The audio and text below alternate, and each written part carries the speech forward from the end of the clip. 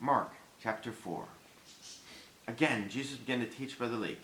The crowd that gathered around him was so large that he got into a boat and sat in it out on the lake, while all the people were along the shore at the water's edge. He taught them many things by parables, and in his teaching he said, "Listen!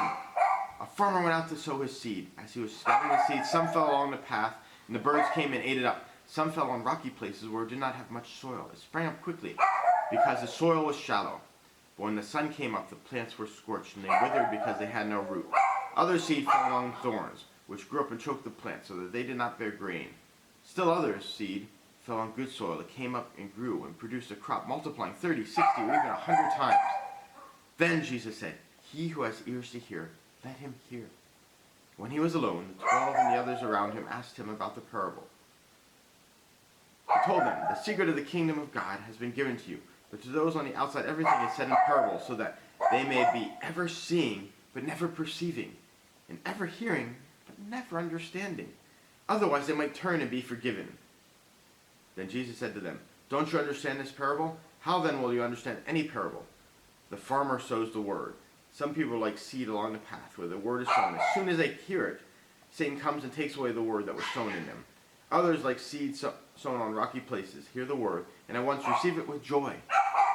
But since they have no root, they last only a short time. When trouble or persecution comes because of the word, they quickly fall away.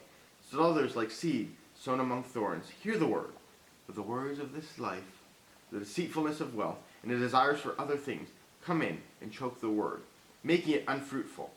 Others, like seed sown on good soil, hear the word, accept it, and produce a crop 30, 60, or even 100 times what was sown." He said to them, "Do you bring in a lamp to put it under a bowl or a bed? Instead, don't you put it on its stand? For whatever is hidden is meant to be disclosed, and whatever is concealed is meant to be brought out into the open. If anyone has ears to hear, let him hear." "Consider carefully what you hear," he continued. "With the measure you use, it will be measured to you, and even more. Whoever has will be given more. Whoever does not have, even what he has, will be taken from him." He also said, "This is what the kingdom of God is like. A man scatters seed on the ground.